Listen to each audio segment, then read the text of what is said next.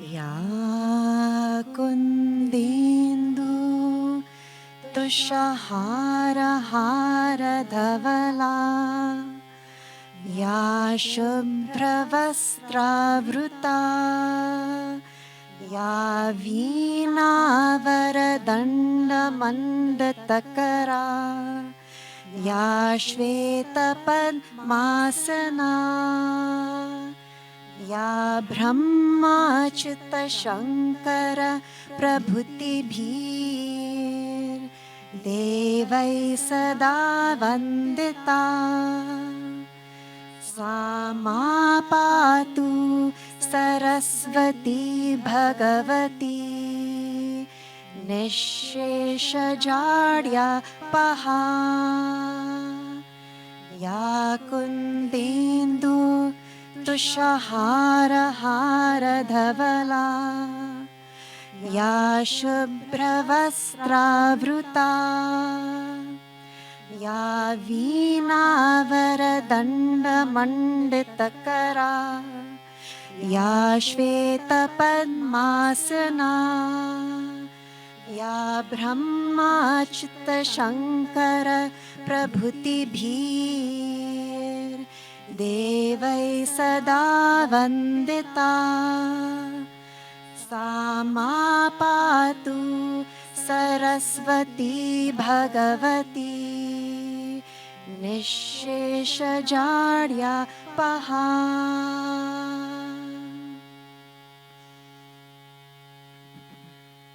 And we'll do a short Saraswati mantra that we can all sing together.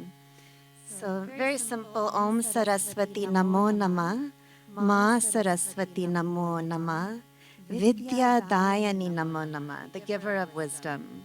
Hansa Bandhani Namo Nama, the one who is tied to the swan.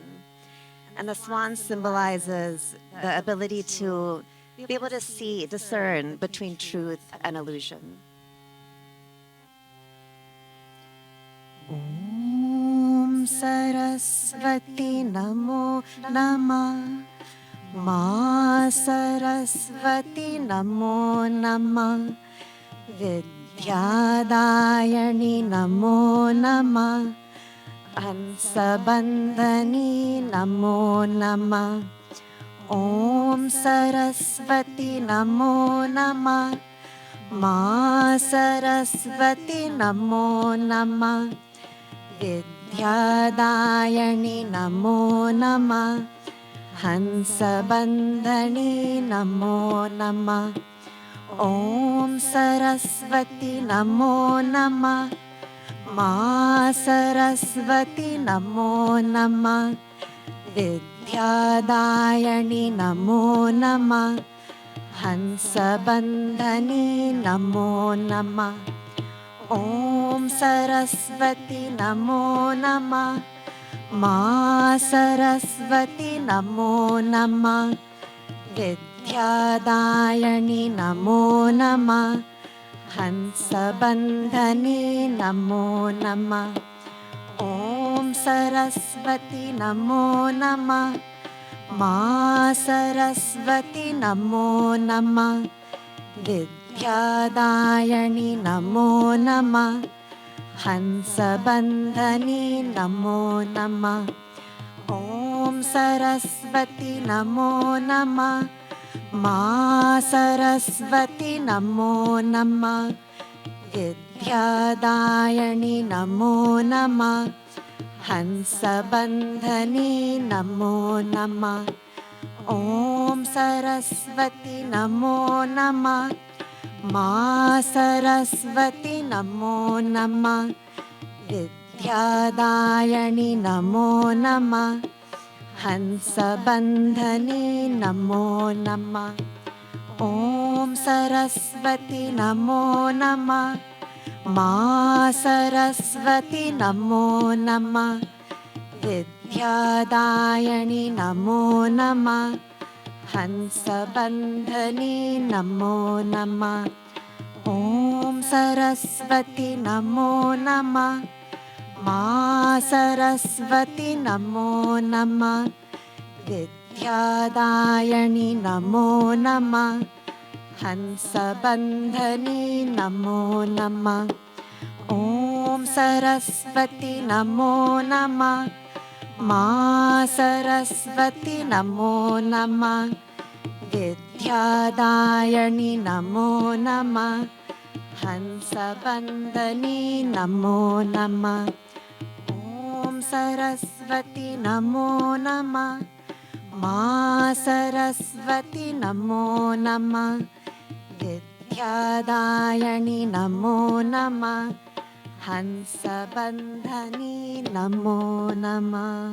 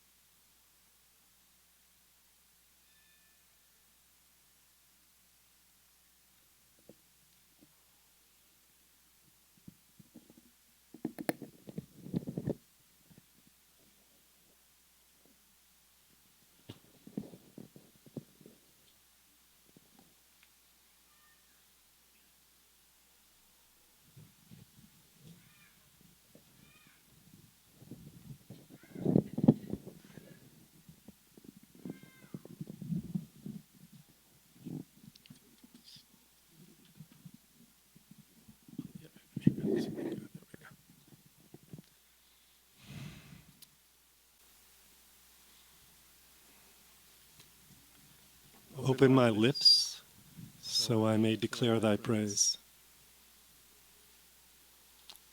We're now grounded in Vak, which is Saraswati invokes that divine speech. So we're singing songs of praise today. And that's what the Ramayana.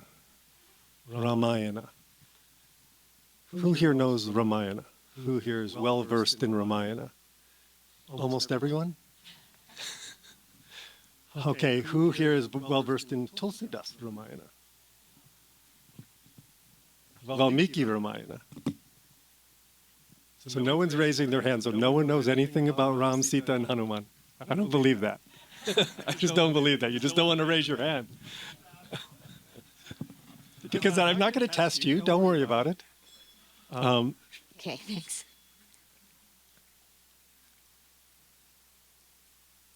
If you took of all of the Vedic knowledge, the whole compendium of Vedic knowledge, and you put it in the form of one grand story, a grand opera with one central hero, Ram, but there's really not one central hero.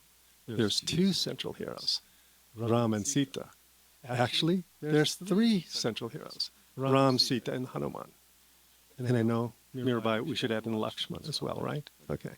Four central heroes. Of course, we have to add in Ravana because the story wouldn't have happened without Ravana. So there's more than one central hero. But my teacher, first of all, I always honor Maharaji. I'm coming into his ashram, and I ask always for permission to speak. I live in Fairfield, Iowa, which is somewhere in the middle of nowhere. I think many of you have heard about. That's the home of Maharishi International University and the whole TM community. So that's our kind of ashram. And in that environment, one of the things that I always liked that Maharishi said, he called the Ramayana Brahman on the stage. The absolute totality, the knit-together wholeness of the absolute and the relative in the form of a story. But it's not just some story. It's the story that's embedded inside of us. We are living, walking Ramayana. On the one hand, Ramayana is from the Itihasa branch, so it's the history of total reality, chronicling events that really happen. But on a deeper level, it's the story of our own soul and the transformation of our own soul. And by imbibing the qualities of the heroes, the minor heroes, the devas, the gods, the asuras, the rakshasas, they're all living inside of us. Even the ones, impulses that we might not cherish as much. So by recapitulating their story, honoring their story, but primarily feeling the impulses inside of us, we can grow, evolve. It's a powerful technique of evolution. this Ramayana, just like other branches of Vedic literature, like yoga, like Jyotish, all the other branches of Vedic literature. So today we're exploring the flow of our hearts, the flow of our hearts in the Ramayana. Because a lot of people know the Ramayana, it's filled with trials and tribulations. The Ramayana was the first epic quest. All the Western models, Western stories from the Odyssey, which is the seminal myth of Western civilization, the Ramayana was the first epic quest. George Lucas and all the characters and Joseph Campbell borrow all the themes. The first epic quest was Ramayana. Ramayana. Ayana means the cosmic journey of Ram. It's the cosmic journey like the revolution of a planet around the central sun. And then what Mirabai and I worked on was a Sitayana, retelling the story from Sita's perspective.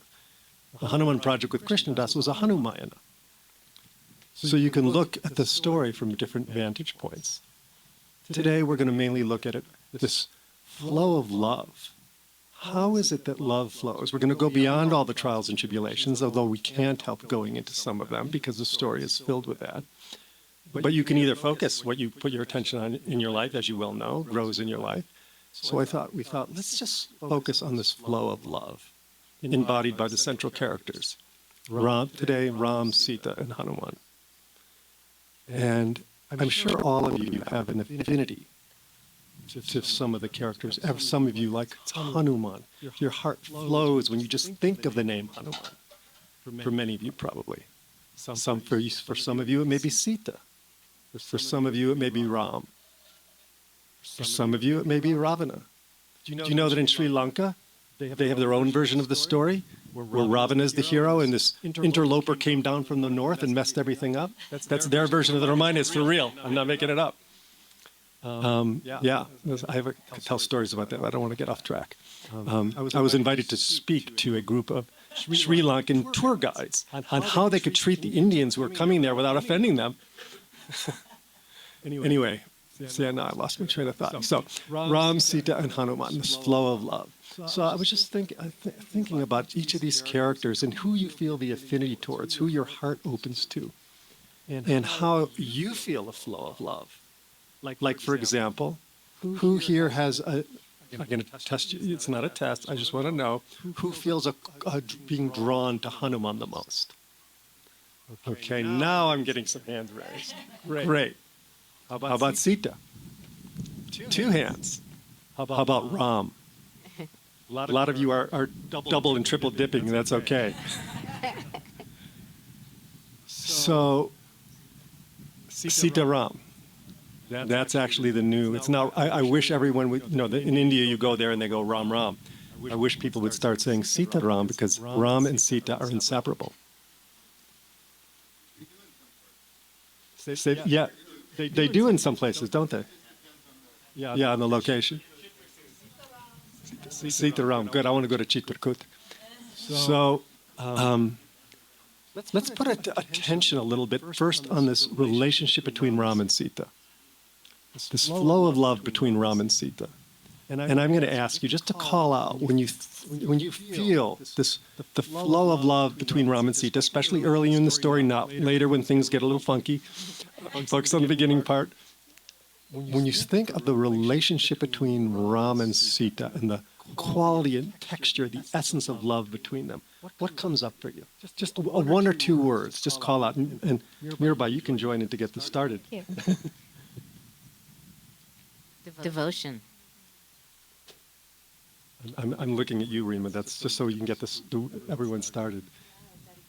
Dedication. Bliss. Thank you. Unconditional love. Thank you. A few more? Prakriti. Thank you. Yes, because the flow of their nature.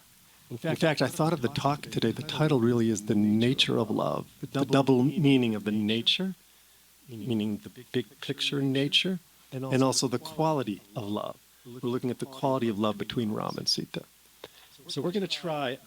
I picked out a couple clips from, I think many of you may know, some of you may know. I spent an insane project to record the entire unabridged Ramayana of Valmiki as a dramatic reading in English. It was a 75-hour-long audio production that took 7 years to do. So if you ever want to get really serious and listen to the complete unabridged Valmiki Ramayana, you will really know your stuff.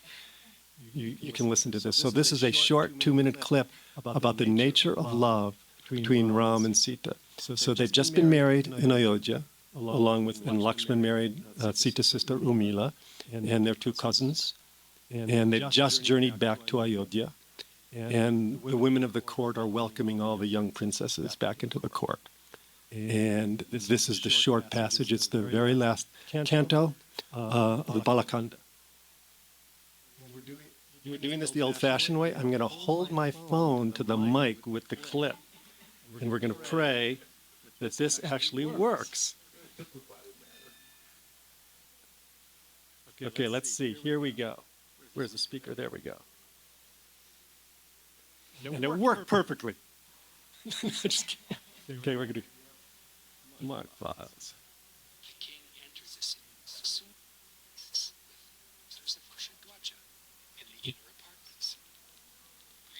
With auspicious songs and the offering of oblations in the fire, all of them, dressed in silks, worshipped in the temples forthwith. And the princesses, making their obeisances to all to whom obeisance was due, found delight in secret dalliance with their husbands. The mighty princes, who had now embarked on the married state, and who had not their equal on earth, being expert in the use of weapons, endowed with wealth, and having many, many well-wishers, served their father and did his will. Well versed in polity, they pleased him by their virtues. And Ram, for many a long year, found delight in Sita's company. His heart was drawn to her, and she was ever in his mind, while he was securely lodged in her heart. Sita was dear to Ram, as the wife given him by his father, but his love for her grew apace because of her goodness and beauty. In her heart, her husband came to occupy a place twice as big as she had in his. Heart revealed to heart what each deeply cherished, but much more easily did mightily the daughter of Janaka read his mind than he did hers. Equal to the gods in understanding, Sita was the peer of Shri, the goddess of fortune, in beauty. Thus was the son of the royal sage united to that adorable princess of noble lineage, whose love was greater even than his, radiantly happy, as Vishnu, the all-pervading, the Lord of the immortals, is united to the goddess of fortune.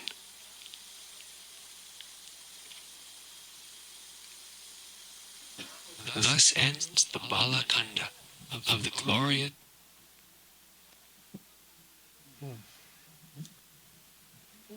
To get a feeling for that quality of love. You know, people focus on the challenges later, but imagine. This is on one level a human love. On another level, these are avatars. Ram and Sita, the only avatars that I can think of that came down as a dynamic duo. There was not, Krishna came down, it was a focus on Krishna. But Ram and Sita came to do their work together, and that's very significant. Mirabai, I see you shaking your head. Do you have anything to comment on that one? Well, if we're speaking of the Ramayana as a kind of archetypal story, and that is unfolding in our own souls, then I think many of us can look at our lives as being dipped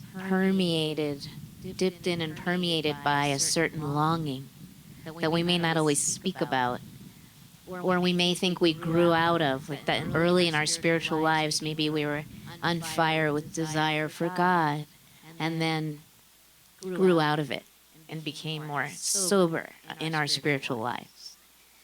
But I am here to kind of reclaim the flame of longing as being not an immature spiritual impulse, but our birthright. It is our birthright to long for union with God. And Sita and Ram embody both the longing and the bliss of union, and then the separation and the bliss of reunion, which plays out on the stage of our own hearts throughout our lives. Mm-hmm.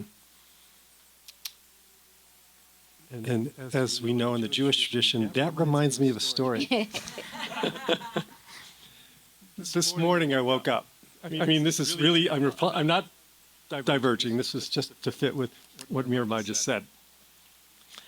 I've had a couple challenging nights the last couple nights, just traveling, and I won't go into that story, but this morning I finally, everything going around. Hanuman, welcome. I finally sat down to meditate this morning. I really needed to do a long meditation. I just finally sit down. I'm staying in Dharamsala. And all of a sudden, literally, like right by my ears, this giant honk, like a big honk, and then like a response, like, And then I just go, peacocks. And I go, how could the peacocks be just sitting right outside the window? They were perched on the ledge, the two peacocks, the male and the female bird. And they went into a chorus of that only a honk. I can't even reproduce a peacock honk. And then the female bird did like, it sounded like an agreement, but a whimper, like a complaint. I don't know what it was. Maybe it was a kvetch. I don't know. But it was some kind of call and response. And they just kept going. Honk.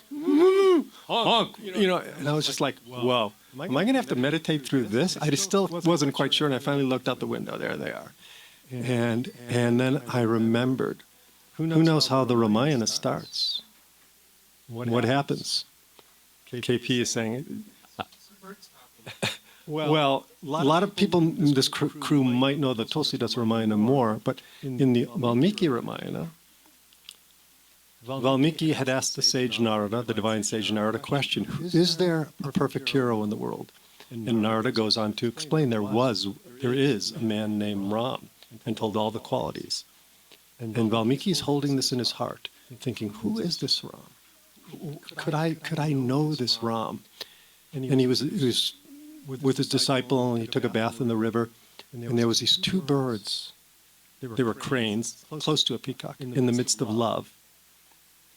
And a hunter comes and kills one of the male birds right in front of Valmiki. He's deeply moved and grieved by this, and he curses the hunter. May you know no rest for endless years, O Father, because you have killed one of this pair of curlews in the midst of love. And then he's surprised with himself. How could I curse them and just waste my long hard work of tapas? And then Brahma himself, the Creator himself, comes and tells Valmiki, no, what you've done is just spoken the first shloka. The very first shloka of the Ramayana. Now go inside your mind's eye and cognize the entire story. Valmiki goes deep inside and cognizes the 24,000 couplet verses of the Ramayana. Two birds in the midst of love, and the love is broken. There's separation. There's coming back together. There's separation. There's coming back together. Separation. Coming back together. Isn't that how it works? That's one example of the flow of love. Maybe we have an idealized version of the flow of love in our minds. But this seems to be, in this incarnation, what we often deal with. So, that was my visit with the two peacocks this morning. And I didn't hunt them. But I did, for a moment, going, what are you doing out there? Just when I need to meditate. Anyway, so that's Ram and Sita. We've got this beautiful, pure love, avatars in human form. But then we also have Ram and Hanuman.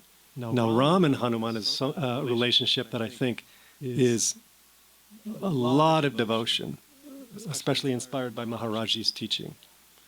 Just that Hanuman's unbelievable love and devotion for Ram, and Ram's unbelievable trust and love in Hanuman. And instead of playing a clip, well, actually, before I do that, just when you know, I'm going to ask you again, when you kind of reflect upon this primordial relationship between Ram and Hanuman, which as we know, Hanuman was an incarnation of Shiva. Maharaji, as I understand, was an incarnation of Hanuman. Hanuman is also the son of the wind god, which is coming in right now. You could have double incarnations. So when you reflect upon this relationship between Ram and Hanuman, what are the qualities that come up in your own experience? What made their relationship so special and unique? Gratitude.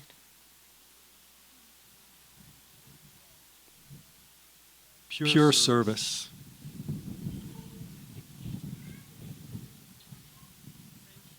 Friendship. Thank you. Bhakti. These are all. Anyone else? You see, one of the aspects of the teaching of the Ramayana is when we imbibe these archetypal qualities into our nervous system by putting our attention on them. These are really highly idealized, pure forms. That's what an archetype is. And we take those in, we imbibe them into our nervous system by studying the ways and how is this Hanuman, who is equal in power to Ram, every bit equal in power. People don't realize that. And yet he is completely devoted in service to Ram, even though he's every bit an equal. That's meaning, I always think of Hanuman as the ultimate expression of the right use of will. That's not something I made up, that's something that's well known. That his ego structure is completely surrendered in service to Ram, even though he's a complete equal to him. And Ram could not have completed his mission without Hanuman. So, we see these idealized qualities, and we take them into our nervous system. And in the Bhakti tradition, we sometimes idolize them because it's beautiful. The Hanuman Chalisa, which we'll be hearing in a little bit later in the middle of the program, we get a reflection of these ideal qualities. And we take them in, just think, that is the kind of devotion that I would like in my life. I would like to be devoted like Hanuman. I'm lecturing in this. You all well know this. But I'm just giving you an example how you can take these relationships and crystallize their essence and take them into your nervous system, where they become guidelines for truth and unfoldment. Do you have anything to add to Hanuman and Ram? What comes up for me is the reciprocity of all the relationships, of those three in particular.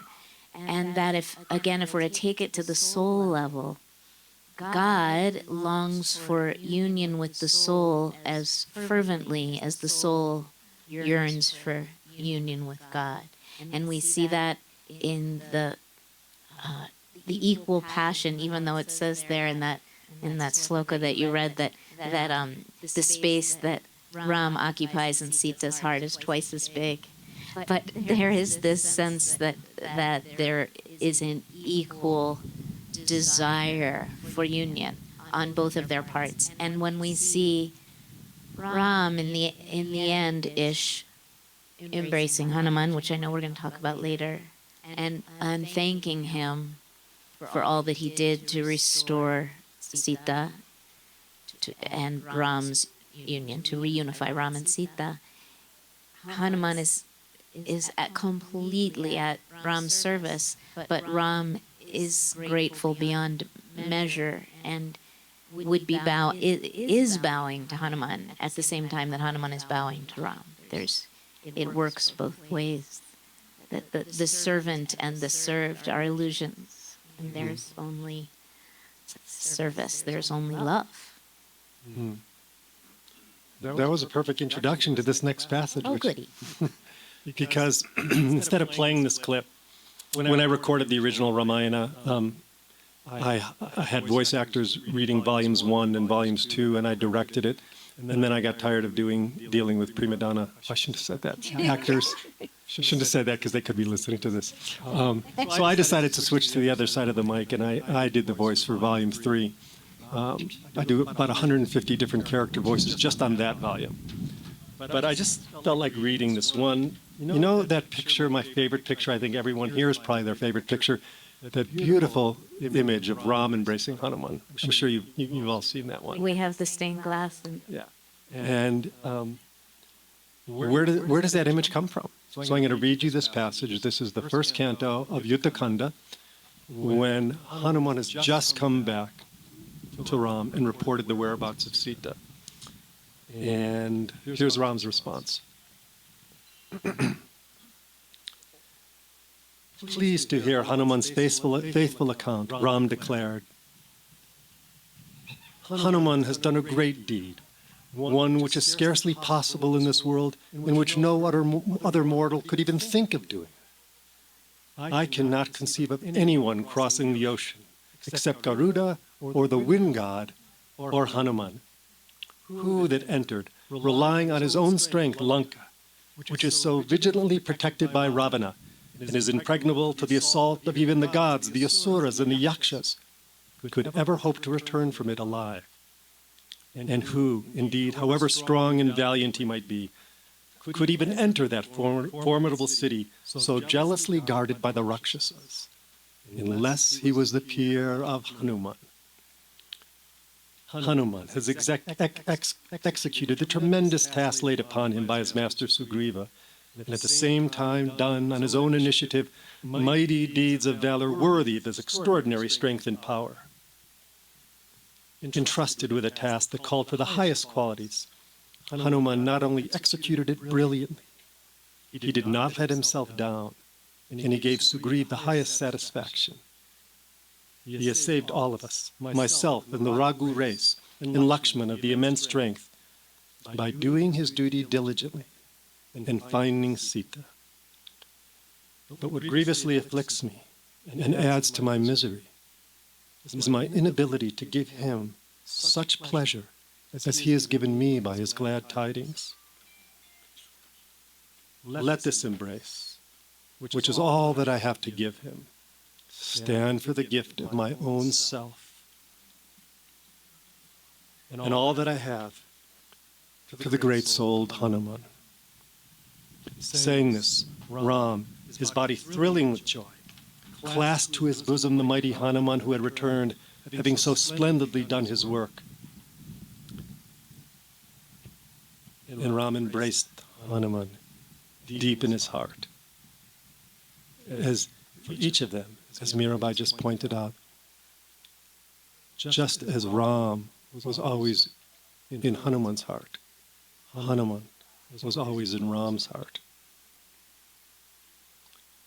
So whenever you have a friend, a deep friend, a soul friend, who's done great service to help your evolution, think of that embrace of Ram and Hanuman. Make it real in your life. When you give a hug to someone in deep appreciation and gratitude, imagine your Ram hugging Hanuman. So now we've worked on 2 relationships. Let's go to the third, which is really intimate to Mirabai and I, because we worked on Sita's gems together. And this was a beautiful process with these dozen women wisdom leaders. Each of them had 2 or 3 passages from the Ramayana, which featured Sita. And of course, Mirabai chose the most challenging. No one wanted her passages, but she knew she wanted them. This is when when Sita contemplates suicide, and how Hanuman restores her faith. And that's a beautiful quality between Hanuman and Sita, which matures, because Sita and Hanuman, Sita is in captivity in the Ashoka garden. She's been already in captivity for, I think, 10 months. She has no idea where Ram is, and why Rama hasn't rescued her yet after she's been abducted by Ravana. And her grief is going day by day. She's under intense psychological and even physical torture in the Ashoka garden. Primarily psychological, but really he has Rakshasi guards that make her life miserable. And at some point she contemplates suicide. Those are the passages that Mirabai commented on. But right after that, because remember, Ravana could take any form at will. And he took on different disguises to fool her, like he did when he abducted her. He disguised himself as a wandering mendicant. So she just did not trust when this messenger from Ram came. And Hanuman had to figure out a way to show that he was a messenger of Ram, gain Sita's trust without disturbing the Rakshasi guards, not reveal his true power. And this beautiful relationship begins to unfold on the basis of trust, gaining trust. And finally, when Sita finally realizes that there's a good chance this is really a messenger from Ram, that's when their relationship begins. And this is one I especially would like to ask Mirabai to comment on, in terms of how the connection and their relationship, the texture of Hanuman and Sita's relationship. What was that like? And how did that touch you? Maybe I'll just read a paragraph from my commentary. Is that okay? Sure.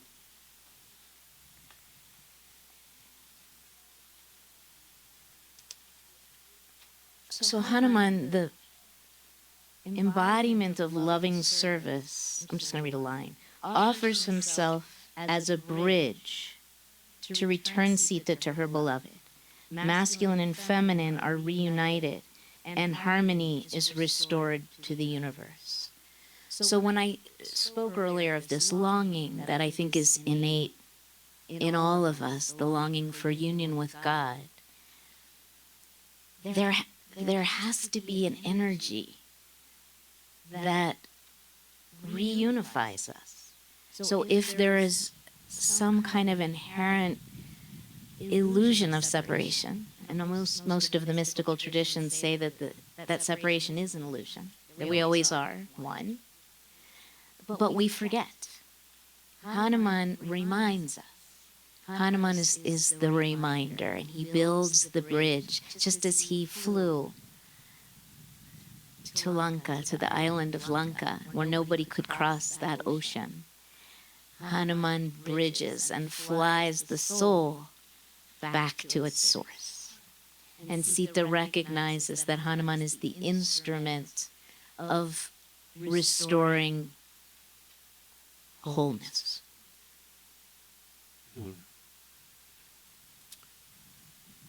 It's a beautiful introduction, and I'd like you to ask once again this quality of connection that you feel when you look at the relationship between Sita and Hanuman.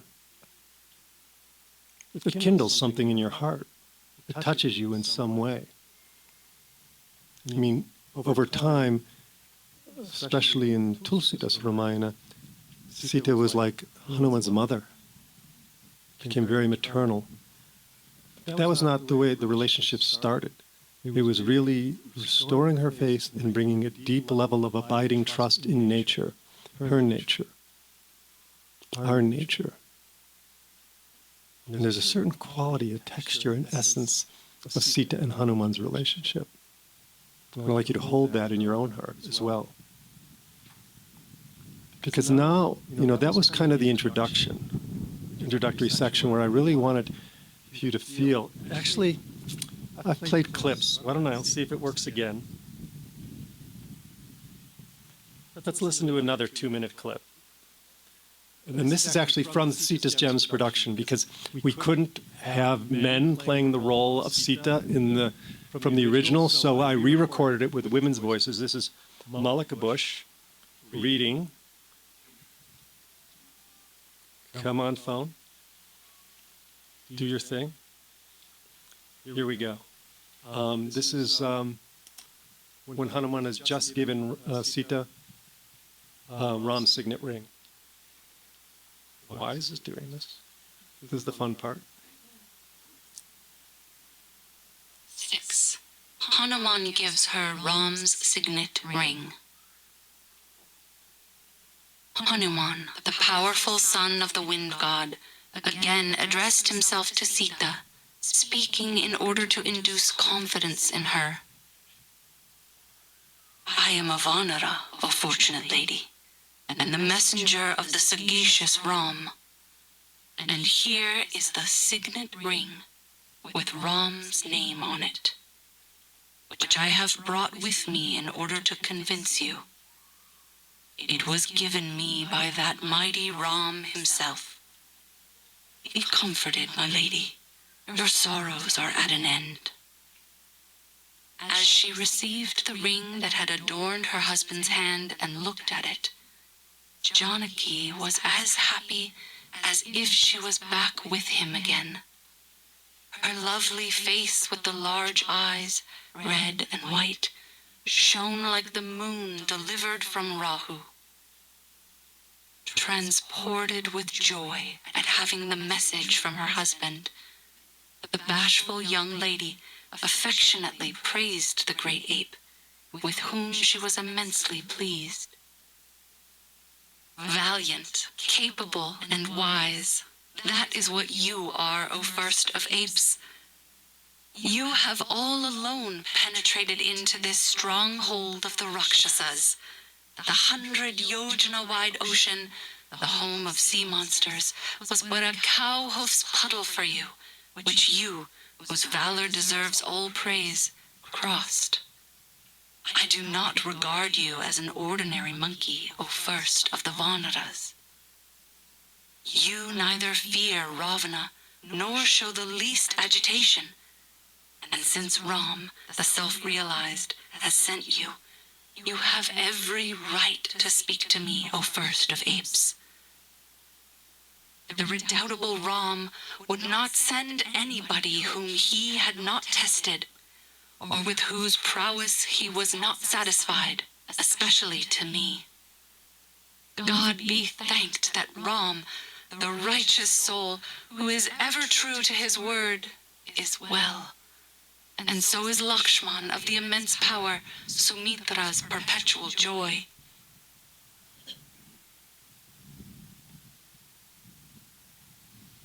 Isn't it nice listening to these passages in the actual languaging of the Ramayana? You know, this is poetry of the highest quality. Of course, listening to it in Sanskrit is, incomparable. But even in English, this is a very good translation, which became the basis of the audio production by N. Raghunathan. I think it's the best unabridged translation. Unfortunately, it's out of print, but you can listen to it. Which is, remember, this was originally the Ramayana, like all the Vedic literature, was an oral tradition before it was written down. But the language, the texture of it, I just wanted to play these clips. I don't know if it does the same to you, but it just touches my heart in a certain kind of way, the way they language and the way they speak to each other, with such respect and honoring and devotion. And you learn so much about how you handle your relationships, how you address a wise rishi, how you address your wife, how you address the king, and vice versa. This is a beautiful, this was not Kali Yuga. This was at the end of Treta Yuga, beginning of Dwapara Yuga. But there was a lot more wholeness than we see now. And you get a glimpse of what it was like during a more pure time, of what these characters were like, what these impulses were like. But the beauty of it is really that it's not just these qualities of love, which I was hoping we kindle a little bit the essence and the texture of this love in your heart, is that the evolution. Love is not Tina Turner's song, love is not just a secondhand emotion. Okay, there's an evolution, there's a growth of love, transformational quality of love. And you can see that in each of the characters of the Ramayana. Like, just get a glimpse of Ram and Sita's evolution. Ram was the dutiful prince in the capital city of Ayodhya, about to be crowned king. And he's sent into exile for 14 years. And he had to learn, in most challenging ways, especially after Sita was abducted, essentially to really step into his full manhood, because he was actually a very young man when they were married. Full manhood, and actually do, when you have to fight a battle, the forces of good over evil, he had to do very hard things, really challenging things, and sometimes he did things that just didn't seem like right action. Right action is very difficult to sometimes evaluate, depending on the frame of reference. I'm going to be talking about Dharma in a moment, of how that changes, but Ram really matured up to a more fully expressed, not only man, but also a king. He's also a god. He's also a force of nature. You see him as it evolves, stepping into himself as a force of nature, willing to do whatever it takes to further the evolution of the story. And have you noticed that happens in your own life, where you have to really step into the power of your own nature and not be a good little prince or princess? Sita, she evolves.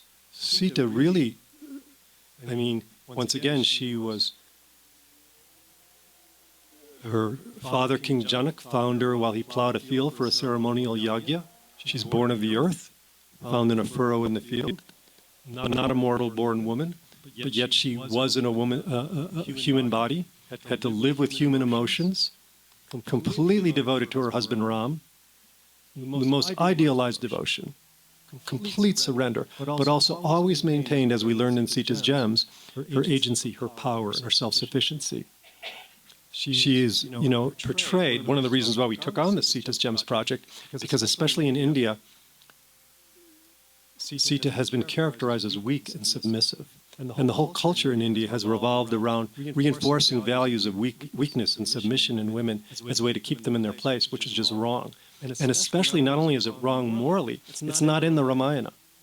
When you read and listen to the unabridged text, that's not what's happening in the story. And that's what we do in Sita's Gems. It really changes your reference. We didn't change the story. We didn't do a modern interpretation. We stuck with the original Valmiki Ramayana. It was just the way when you look at it deeply and what actually happens in the story, the details, which is you only get in the unabridged. Sita completely became a force of nature, a powerful force of nature. She was Prakriti herself. She is nature. She's the very force of nature. And when you really look at it, I get a chill when I say this, is that even though it was officially known as the Ramayana, the secondary title for this text originally in ancient times was Sita's story. Sita is the active ingredient that propels the whole story. She is Prakriti. Nothing happens without Prakriti. Nothing happens with the feminine, divine feminine, moving the story along. I'm sorry, men would still be living in trees if it wasn't for the feminine. Sita's impulse is the dynamic force of nature that moves the story. Nothing that happens in the Ramayana is not without Sita's active agency and force, manifestation quality. Because remember, they were on a mission. They came down, avatars come down when the world is lapsing into ignorance. And during that time, Ravana and the Rakshasa race began to dominate the world with forces of darkness. And they, the demigods, the gods and the demigods, asked Vishnu and Mahalakshmi to incarnate as a man and woman. And the beauty of the Ramayana is, we get so wrapped up in the story, we forget they're the divine incarnations. Because we want to get wrapped up in the story, we want to be swinging with the emotions in the story. If we said, oh, they're just gods playing a role, it would take the fun away. Kind of like life. We're all divine beings in human form. These are really Mahadevas in human form. So they forget, just like we forget. There's that swinging back and forth between our divine nature and our human nature, feeling all our humans' emotions fully. That's the swing of the Ramayana. And I can feel Mirabai is about to say something on that. Wow, that was very intuitive. Yeah, I mean, many things. What I was thinking about is Sita's agency. When you speak about nothing happened in the Ramayana without Sita directly participating, if not willing it, even when she forgets. But so for instance, the passage much later that's so troubling to so many of us, particularly to women, is when Ram doubts Sita's purity, having been with Ravana for all those months. And we think that he commanded that she walk through fire to prove her purity. But Sita is the one who came up with this test. Ram didn't want Sita to go with him to the forest when he was exiled originally by his stepmother. Long, complicated story, but she insisted on going with him. But Sita was born of the earth. She is the goddess of the earth, and she knew how to take care of the brothers in the forest. She knew all the herbs and the remedies, and she had relationships with the animals, and she was able to help them to survive and thrive. It was the happiest time of their lives. And I think about other spiritual traditions, Judaism, for instance, which is both of our ancestral tradition, if not in practice, in which the divine feminine is completely, at least traditionally, sidelined. The Shekhinah is the indwelling, the immanence, like Prakriti, the indwelling feminine presence, not Mrs. God, not the consort, but God, God's self. And yet in Judaism, the Shekhinah is exiled. At first it says that she's exiled with the Israelites when they crossed the desert. Do you mind my mixing my spiritual metaphors? I can't help it, so. She goes into exile, the Shekhinah, the indwelling feminine presence of God, with the Israelites to accompany them on their long journey, their long-ass journey that did not have to be so long, but was. And then stayed in exile. And so we exile the divine feminine. I mean, we could think of it certainly in examples in every spiritual tradition. So Tara, in the Tibetan tradition, was born from a tear of Avalokiteshvara, of the Buddha, when he looked upon the world and wept, and decided that she would always remain in feminine form. We've had to fight for our sovereignty in the spiritual traditions against the continual impulse to exile us.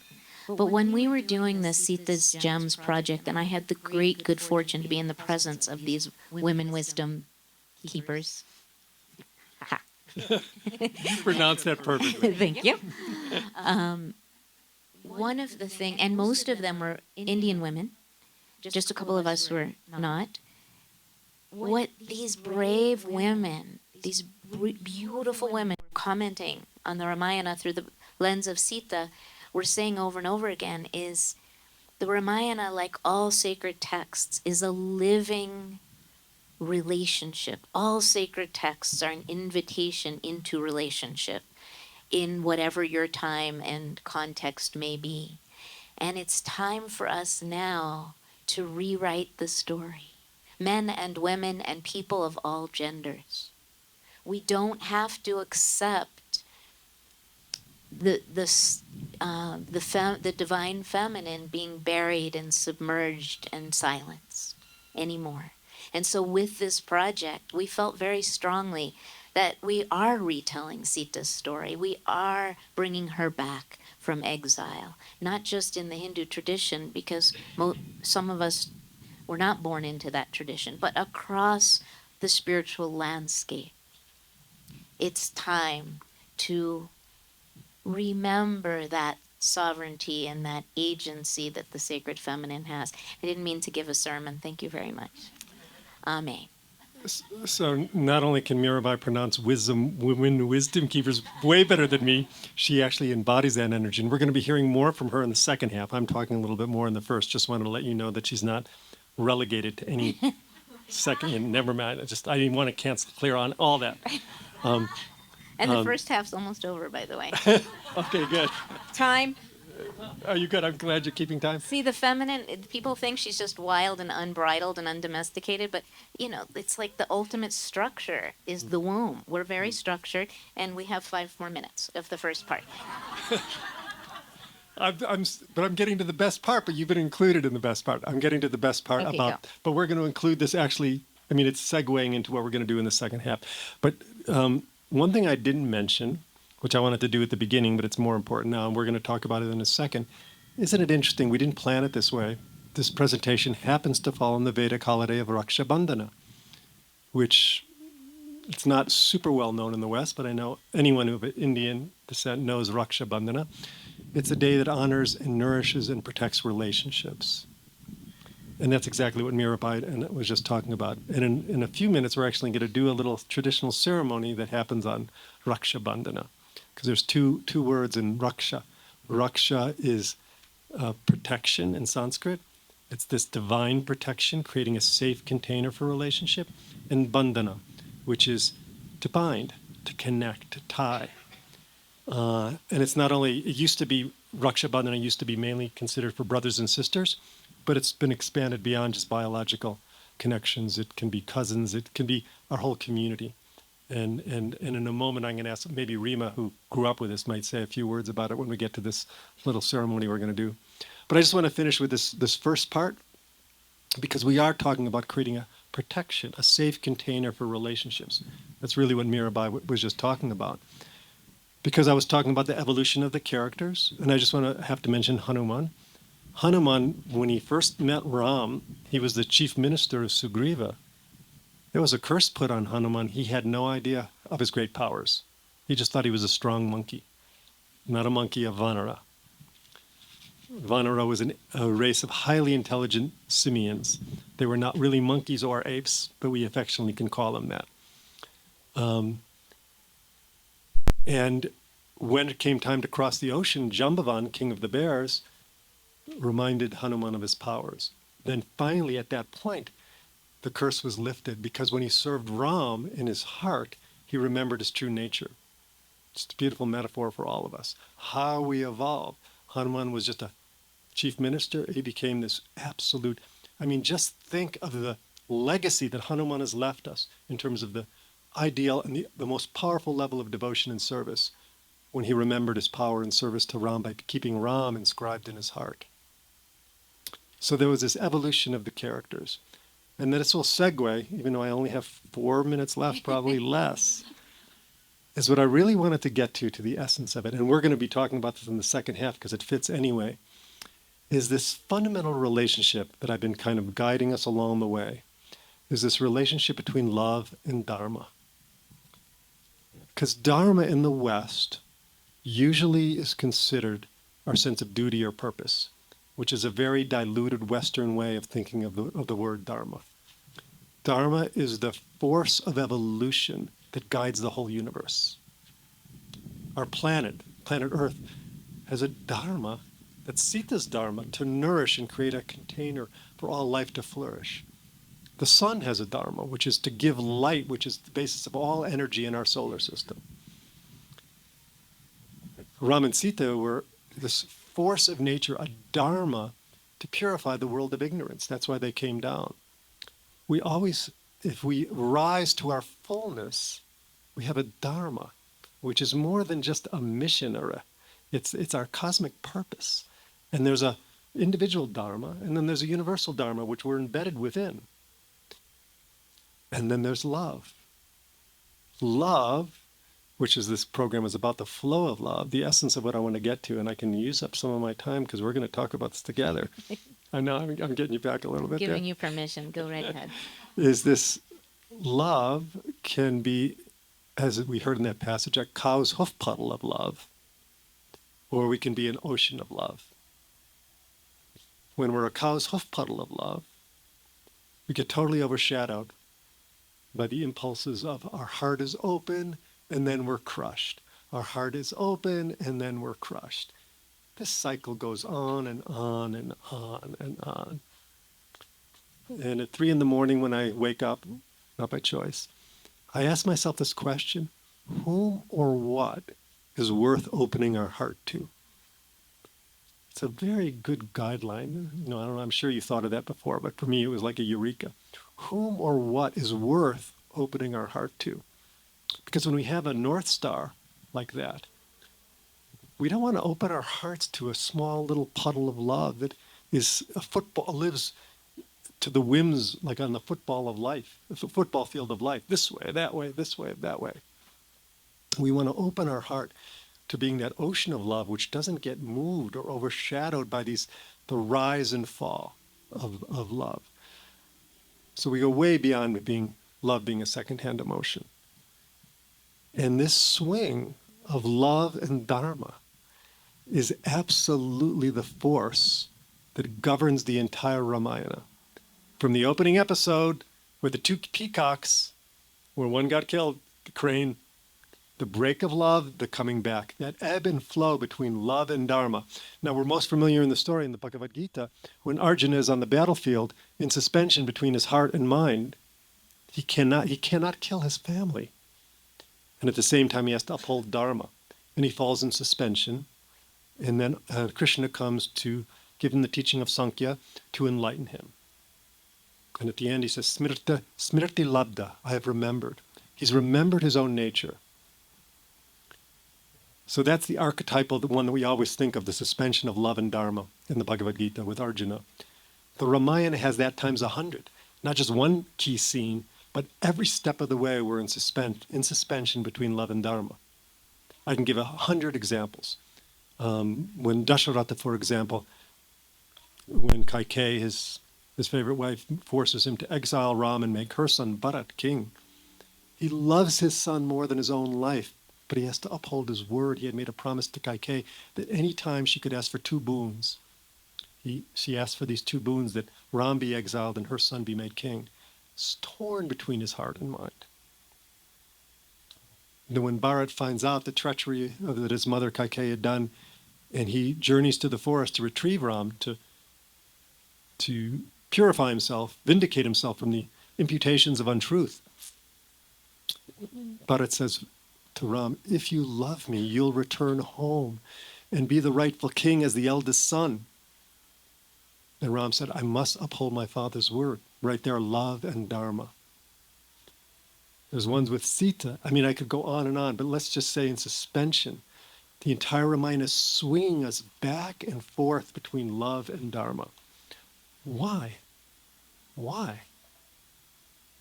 Because that is how our evolution proceeds. This is how our hearts grows from a cow's hoof puddle of love to an ocean of love. We constantly have to transcend. Mirabai is going to talk about immanence and transcendence to get to the more expanded container of what real love is. Without doing that, in the simplest way, you could think of love without dharma is just an emotion. You can have a moment of great bhakti, this flow of love. It's beautiful. It's beautiful. Thank you, God. But it goes away. We're building up a deeper container for that love. And that deeper container is the larger container of dharma. Because Ram and Sita had a cosmic mission to fulfill.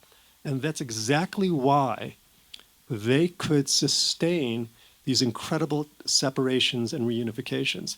Because they were deeply grounded in this cosmic purpose. They knew what the truth was. And they could handle any waves on that. Same thing with Ram and Hanuman. I mean, there was really great challenges, not so much in their relationship, but some of the things they went through. Really expanding their container of absolute ownership of the deepest level of devotion and service between them. Similarly for Sita and Hanuman. Certainly for Lakshman and Ram. So that's what I'm trying to say, this swing of love, opening your heart, grounded in this force of Dharma. This is purifying, anchoring, establishing ownership of a larger container to nourish and protect the field of relationships. And what better day to be inspired by this than on Raksha Bandhana? This would be a true expression of a deeper level of Raksha Bandhana. So we thought there's a tradition, and maybe Mirabai or Reema could comment on this, is there's a tradition of tying strings. See, we're all spiritual brothers and sisters. So typically it's biological brothers and sisters. But tell us about the Raksha Bandhana ritual, please. It's a really sweet holiday. Once a year during this time we get together, traditionally with our brothers and sisters, but yeah, it can be cousins or the people closest to you in your family or friend circle. And we tie a thread around each other's wrist, and it symbolizes our devotion to one another. And we do this once a year, so it's like every year we take this moment to just promise and recommit to each other that we're here for each other. And so throughout the year, you never have to feel alone or unsupported. And you know that this person who you've tied this Rakhi on is there for you. And so it's just a very sweet holiday. It's like a thread of love and a symbol of your promise and your commitment to be there for each other. Reema and Krishna Prem is going to sing a Hanuman Chalisa. While we do this, Michael and I will demonstrate, and then let's see who's giving it. Wait, so remind me, Damon and Anna are going to be giving out the thread. So the thicker one is women will put on the men, and the thinner one men will put on the women. And if you're non-binary, because we did not, I was questioning this whole gendered thing, but if you just do whatever you want is really what I want to say. Anybody of any gender, do whatever you want. But that's how the threads were prepared. The thicker one, the women put on the men, and the thinner one, the men put on the women. And did you you were saying something about a prayer, or did we let that go? Yeah, that's a good idea. So, we want to make this brief. We're only going to be about another half hour after this, maybe 40 minutes, something like that. But as briefly as you can, ask for a blessing for what you need. We're adding this, right? Is that what you're talking about? Yeah. Yeah. This is what we do in my community on Shabbat, which it also is today in the Jewish community. Is that you, as you're lighting the candles on Friday night, as the sun goes down, you ask for a blessing, and then the person who you're with gives you a blessing. So let's we'll just demonstrate right now. I'm going to ask Michael what he would like a blessing for as I tie the thread around his wrist, and then he will ask me what I would like a blessing for. And then we will bless each other. Michael, what would you like a blessing for in your life right now? I would like a blessing to breathe into a deeper opening in my heart. And the word breath, you know why I'm asking for that. Oh, Michael, may you breathe more deeply and with more ease on every level. And I am here for you. Thank you, Mirabai. And would you like a blessing? Yes, please. I'm starting a new book, and like Monday, and I need a blessing for the beginning, a beginning blessing. So Mirabai, Too tight. too tight? Very specific. I honor you with the deepest inspiration of Vak, divine speech, and bless you that you will, well, let's see now if I can tie a knot, bless you with an absolute outflowing of the most pure and divine speech to inspire all. Jai Saraswati, thank you, Michael. Mm. So we'll have a Chalisa by Krishna Prem, and you will pair up any way that feels easy. Even if you don't know each other, you're now soul siblings. And so we'll take about 5 minutes for this. And then Krishna Prem will start, and then we'll get to the second half, which is really the juicy stuff, and then there'll be a Q&A at the end. We have more good stuff to go. I hope you'll stick with us. It's really cool out here. I thought it was going to be way too hot. And if you feel awkward saying a blessing, just tie the string and look in each other's eyes. Okay?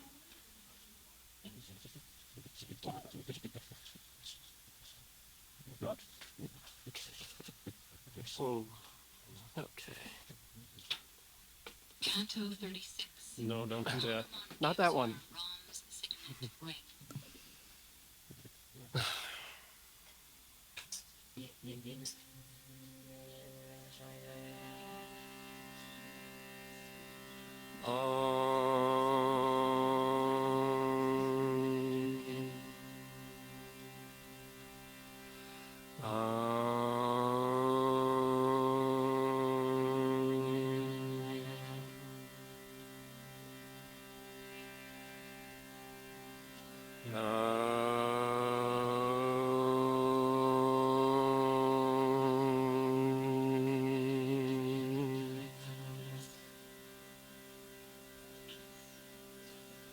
Om Shri Hanuman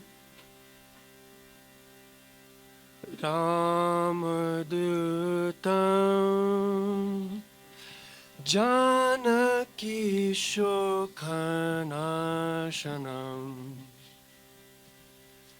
Jitendriyam buddhimatam antarayami. Hey Ram, Siya Ram,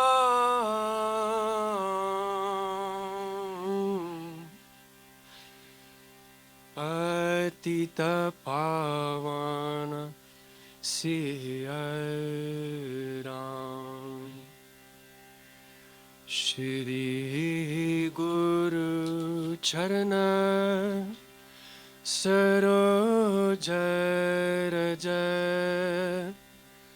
Nijaman Mukuru Sudhari Baruno Raghubara Bimala Jasu Jodai Akupalachari Buddhihina Tanu Janike Sumiran Pavana Kumara Siyaram Bala Buddhi Vidya Dehu Mohi Harahu Kalesa Bikara Siyavara Ramachandra Padaje Sharanam Jaya Hanuman Dhana Guna Sagar Jaya Kapisati Loka Ujagar Ramaduta Atulita Baladhama Anjani Putra Pavana Sutanama Mahabira Vikramba Jarangi Kumatinivara Sumati Ke Sangi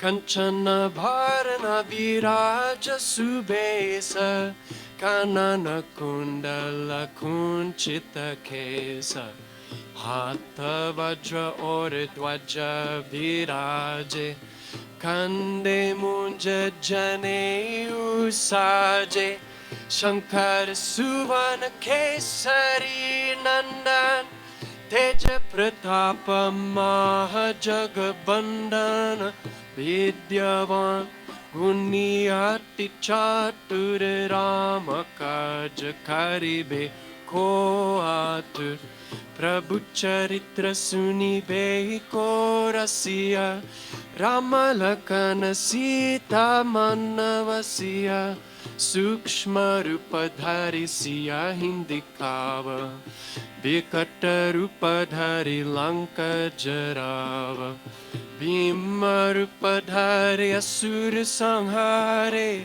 Ramachandra Ji ke Kaja Sambare Laya Sajivana Lakhana Jiyaye Shri Raghubira Harashi Uralai Raghupati Kinhi Bahut Barai Tumma Mama Priya Bharata Hi Samabhai Sahasabadana Tumaro Jasa Gavin Asakahi Shri Pati Kanta Lagavin Sanakadika Brahmadi Munisa Narda Sharada Sahita Ahisa Yamakuber Digapala Jahante Kabiko Vida Kahisake Kahante Tumukara Sugriva Hinkina Ramilaya Rajapadidina Tumaro Mantra Vibhishana Mana Lankeshwara Bhai Sabha Jagajana Yuga Sahasra Yojana Parabhanu Lilyotahi Madhura Palajanu Prabhu Mudrika Mele Mukamahi Jalati Langi Gai Achara Janahi Durga Makhaja Jagata Ke Jete Sugama Anugra Tumare Tete Rama Tuvare तुम रखवारे होता न आज्ञा बिन पैसारे सब सुख लाए तुम्हारे शरण तुम रक्षक काहू को डरना अपन तेज संहारो आपे तीनों लोक हम कटें कांपे भूत पिशाच निकट नहीं आवे महावीर जब नाम सुनावे नासे रोग हरे सब पीर जपत निरंतर हनुमत बीर संकट से हनुमान छुड़ावे मन क्रम भजन ध्यान जो लावे सफर राम तपस्वी राजा दीन के काज सकल तुम साजा और मनोरथ जो कोई लावे सोए अमित जीवन फल पावे चारों युग पर तप तुम्हारा हे प्रसिद्ध जगत उजियार साधु संत के तुम रखवारे असुर निकंदन राम दुलारे अष्ट सिद्धि नव निधि के दाता असबर दीन जानकी माता राम रसायन तुम्हारे पास सदर हो रघुपति के दास तुम्हारे भजन राम जी को पावे जन्म जन्म के दुख बिसरावे अंत काल रघुपरपुर जाय जहन जन्म हरि भक्त कहाय और देवता चित्तन डरे हनुमत से सर्व सुख करे संकट कटे मिटे सब पीर जो सुमिरे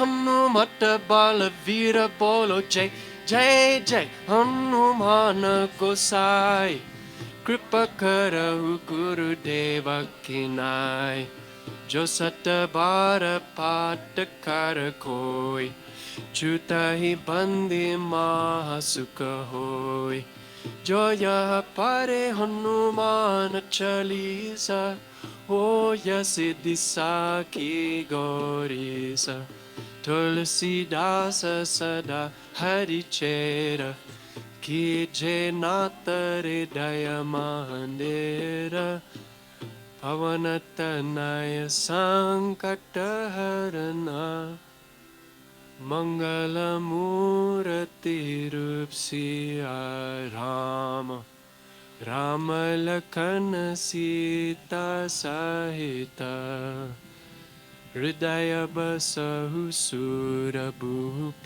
सियावर रामचंद्र पद जय शरणम सियावर रामचंद्र पद जय शरणम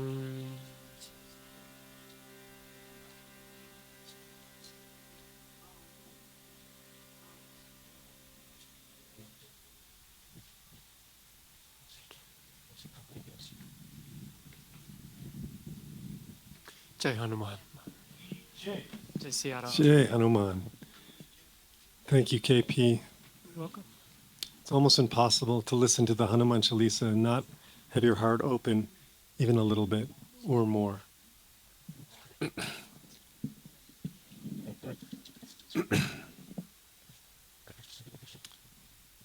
So in the second part, we wanted to be a little bit more in dialogue with Mirabai, exploring what Mirabai is so blessed with is the capacity to take deep spiritual subjects and ground them, the mystical experiences, into everyday, ordinary mysticism.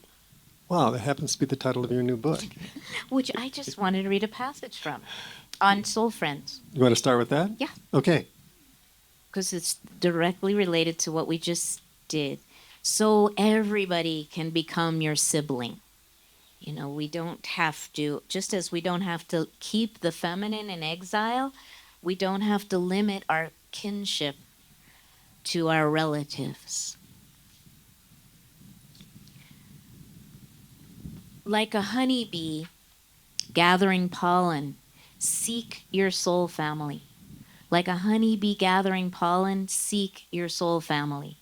They often appear in disguise. Their manners may be questionable. Their religious beliefs may diverge from your own. Their first language may not be yours. Their skin color might grant them privileges you don't have access to. Or maybe their ancestors were persecuted by yours. They love people you don't even like. Perhaps they don't bathe often enough for your tastes, or they wear perfume that reminds you of something decomposing in the rose bushes. Look past these details. Trust the sense of homecoming you feel in their presence. Your soul companions could be your best friends from childhood who still call you on your birthday or on the anniversary of your child's death, or from pre-op before being wheeled in for a lumpectomy, or after listening to a podcast while driving south to Los Angeles from San Francisco that reminds them of you. Or they could be the shy young man you met in tango class who transforms into a supernova on the dance floor. A coworker who reads Emily Dickinson poems on their lunch break. Your 12-year-old granddaughter. They may be on a spiritual path, passionate about attaining union with God, or they may find God talk ludicrous, even dangerous.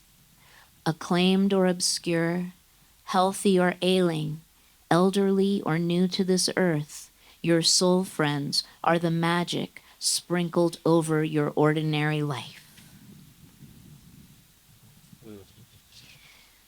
The Buddha said of the three jewels in which we take refuge, the Buddha, the Dharma, and the Sangha, absolutely unequivocally, the Sangha is the most important. We take refuge in the teacher, we take refuge in the teachings, and we take refuge in the fellowship of other seekers on the path. This is the best and most important bit. That's beautiful, Dharma.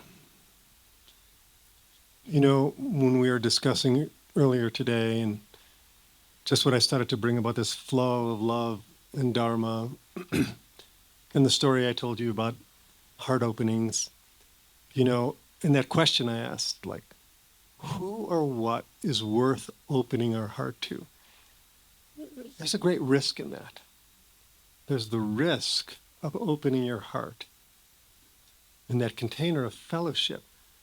How do you navigate the risk of opening your heart in a way where you're not always being crushed? Or maybe you're supposed to be crushed.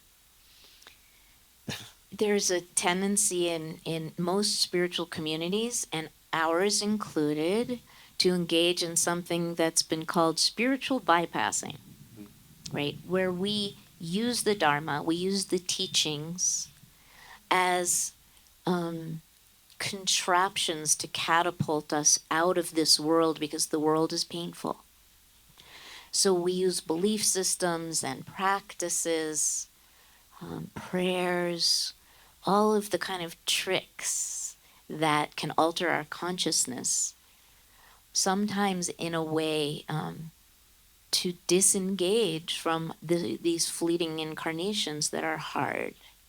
So my question, Michael, isn't so much how do we transcend the ups and downs of the human experience in order to enter into that bigger field or that boundless ocean of love, but how do we actually say yes to the discomforts and the struggles with this world, and not try to get away from them, the longings and the heartbreaks, that rather than seeing them as mistakes that we're making, spiritually speaking, that we actually recognize them as sacred portals to enter through into that broader landscape, but not by transcending them, rather by walking through them and into them.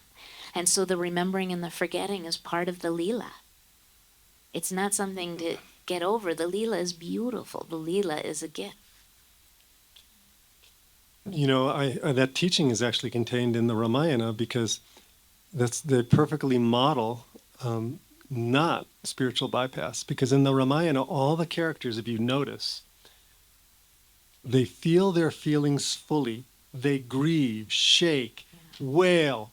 They just really go through it, and then someone comes along and invites them to let it go. Lakshman does that to Ram. Every step of the way, they really pour it out, fully feel their feelings, and then let it go. It's a two-step process. And that, I feel, avoids the trappings, is really feeling the embodied emotion. But there's still something, when we were talking this morning, this idea, if I can use the term, fluffy love. And I'm sure you all know what I'm talking about. And using this kind of rigor to discriminate, discernment on going deeper into the deeper truth of love. And I'm just curious of how you navigate that duality. Mm-hmm. Well, menopause helped. Okay, sorry. It's very easy to I'm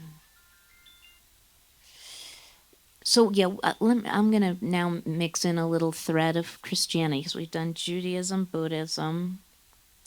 In the Christian tradition, Christ talks about the narrow gate that very few people can pass through. That, to me, is rigorous love. It's the discipline of loving against all odds, of daring to love, and what we talked about this morning as the risk of love. So sometimes when we think of love, we think of it as this sort of soft, mushy, sweet, comforting space. And sometimes you get to have a kind of love that's like that. I have a marriage like that, where it's just a refuge. But often love is the most demanding of all paths. It's the most brave. It's the bravest thing you can do, is dare to love, because there will be pain involved. Ram Dass in the 70s, this is a very 70s metaphor, used to talk about you can't get off the mailing list. Like, once you dare to love at that level, to love, right? Some of you remember that?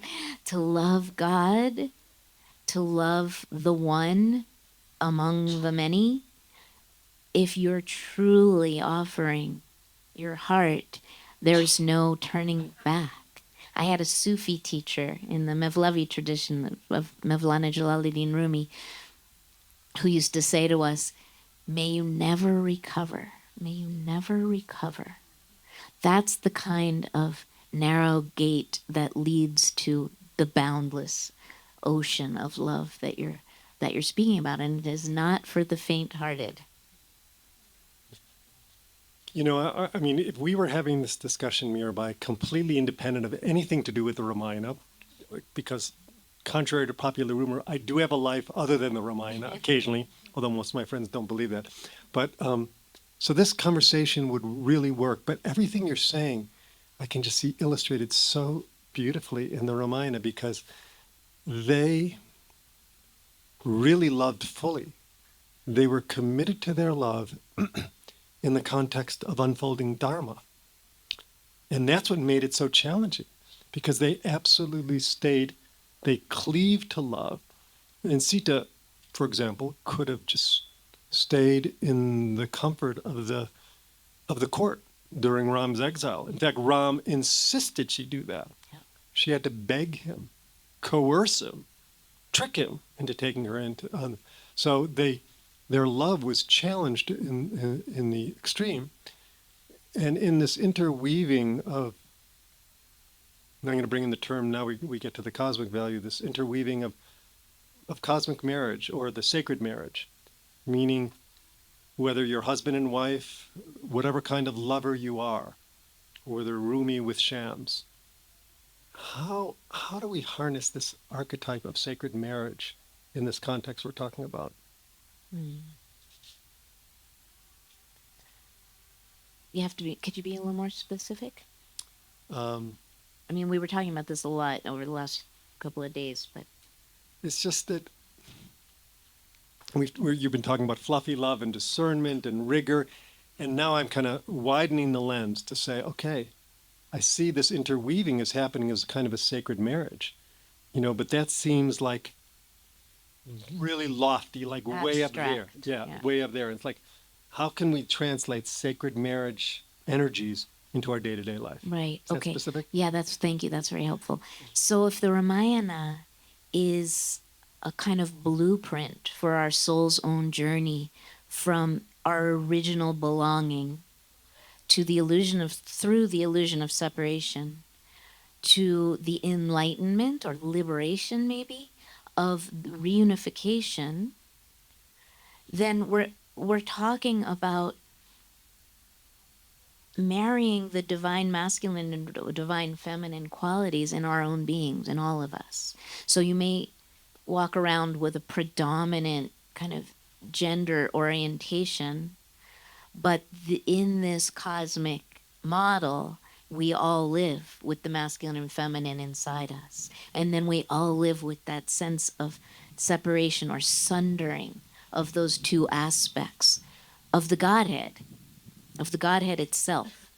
And that through us, in our brief fleeting incarnations, you may have noticed how quick they are from all the people you love who have died.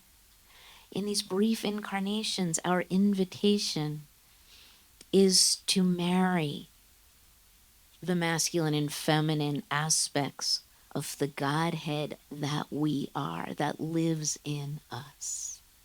And so if there's an imbalance in your soul, then your invitation is to nourish those qualities inside yourself. So for instance, I have always been very sensitive. Those of you who are my friends have probably experienced, or married to me, have experienced this.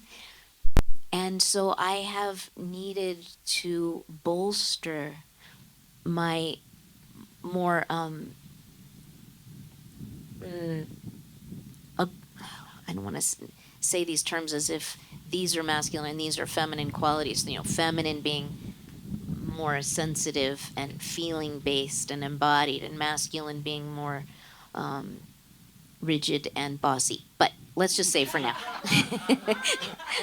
I've needed to sit in my masculine seat more and be able to speak hard truths with the sword of Manjusri, to be able to pick up the sword of truth telling and use it, and to marry that with the more unconditionally forgiving aspects that might come to me more easily. And so the more I attempt to restore Ram and Sita on the field of my own heart through the instrument of Hanuman. So that's in the Judeo-Christian traditions, this would be called grace. So you were talking about the discipline, the spiritual discipline of opening ourselves to not be tossed about by those kinds of loves that break our hearts, open our hearts and break our hearts, and send us through those endless cycles. It's in the Ramayana. It isn't just like Sita overcomes her despair to be separated. Hanuman is grace, kripa.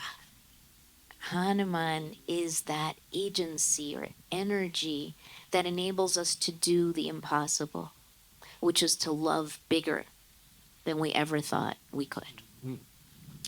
Well, now we're breaking new frontiers. Because what I'm really I heard you say, at least the way I interpreted in my own chit, was that this archetype of interweaving, like the golden braid, I see it as a DNA. Isn't it interesting that the DNA is the double helix is a model of this interweaving of our masculine and feminine energies, which on one level is our human, could be male and female, whatever binary system, but at a deeper level, it's God and Goddess. At a deeper level is Purusha and Prakriti. Form and formlessness. Form and formless. But so are you saying that kind of that, I mean, there must be many kinds of interweavings, but are you saying this fundamental weaving of this divine feminine, divine masculine energy is really intrinsic to our evolutionary process? Yes. And so, in all the spiritual traditions, there is the formless, the absolute. Mm-hmm. Brahman. And then Atman is Brahman in us, right? In our particular jiva, in our souls. But there's this interplay between the transcendent and the immanent, which is often perceived by our limited human consciousness as the masculine, the absolute, the transcendent, and the feminine being the immanent, the embodied, the multiplicity. In the Tao Te Ching, the opening lines attest to how impossible it is to speak of these things. The Tao that can be told is not the eternal Tao. The name that can be named is not the eternal name. There is this absolute. But the next line of the Tao Te Ching is the naming. So the name that can be named is not the eternal name, but the naming is the mother of the 10,000 things. And so the immanence isn't a problem. It's not like the absolute formless is the truth, and then the multiplicity that we perceive here in this world of Maya is the illusion. There is a way in which if we want to borrow the binary for this purpose, that the formless absolute Brahman knows itself by coming into, through the divine feminine, into form. And that's the interplay. That's the divine marriage of the absolute and the relative, or the transcendent and the immanent, or the masculine and the feminine, or earth and the unseen. Yeah, that's a beautiful context. I mean, I love to use the word blueprint.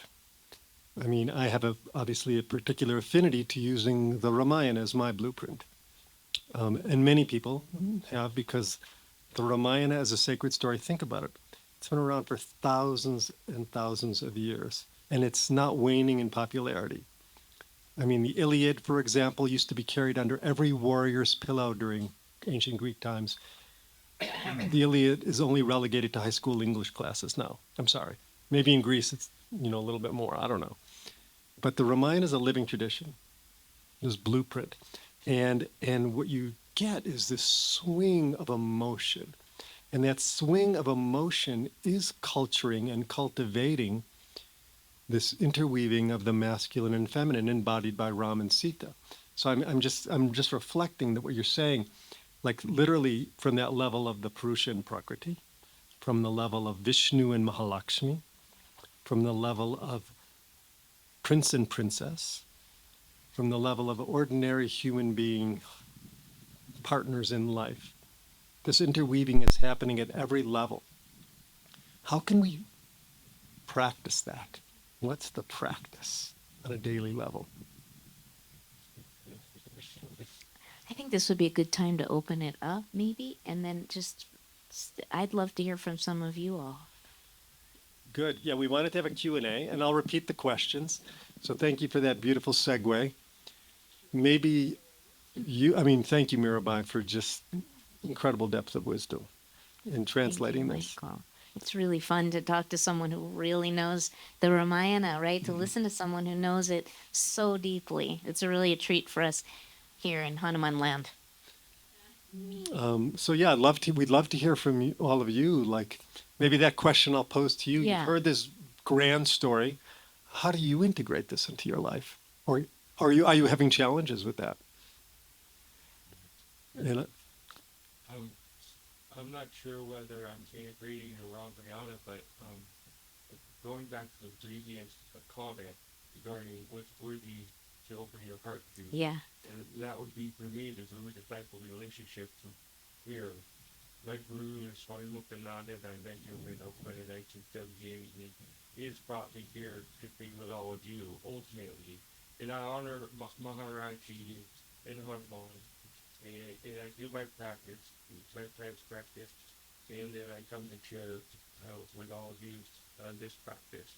And so basically, and so love for me it's all about devotion to the Guru, and it's brought love welling up into my person that it's always resided there.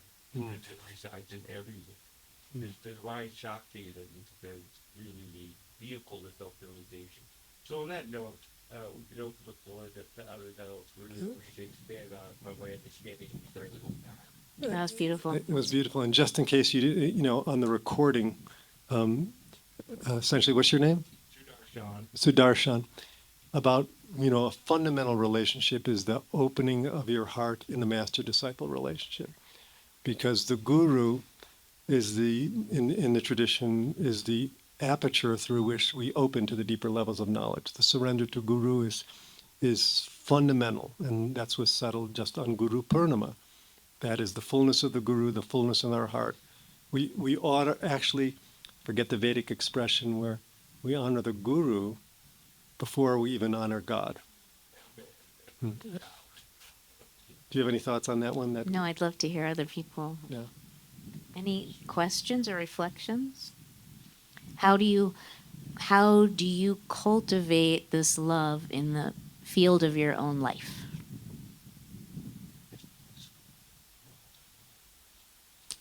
We can call on you.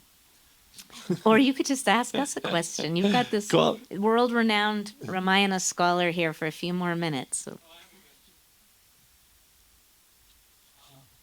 Why is it that in Valmiki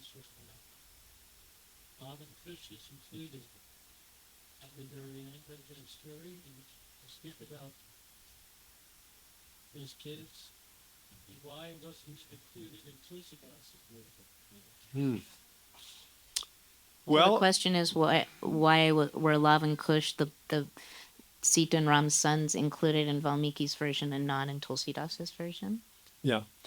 So there is some commentators, speculators, who believe that Uttarakanda, the final book, Kanda of the Ramayana, was added later by moralists. Personally, and at least a lot of other scholars that I work with believe that Uttarakanda was absolutely essential to Valmiki's cognition, because without it, the story does not take on its cosmic significance. The completion of this interweaving of this ebb and flow of love and dharma reaches its apotheosis in Uttarakanda. So, first of all, I'm establishing the authenticity of Uttarakanda. Love and Kush were essential in that because it was part of Sita's exile. People think that how could Ram, after all that they went through, how could Ram banish Sita virtually a second time after the Agni Pariksha, the ordeal by fire? Once again, when you listen to one of the final commentaries in Sita's Gems, Sita set the whole thing up. It's very likely that Sita, who was really born of the earth and belonged in the forest, wanted to bring her sons Lava and Kush up in the company of the rishis in Valmiki's hermitage. Valmiki he cognizes the story and becomes a player in his own drama. Sita wanted Lava and Kush to grow up in the company of rishis, not in the court and court intrigue. They grew up to be men of knowledge. And in fact, the very first, other than Valmiki's son, the two who promulgated the Ramayana were Lava and Kush. They came into Ram's court. He had not seen them, and they sang his story. And then he realized that they were his sons. And that's what encouraged him to invite Sita back for the second purification, but this time it was Ram's purification.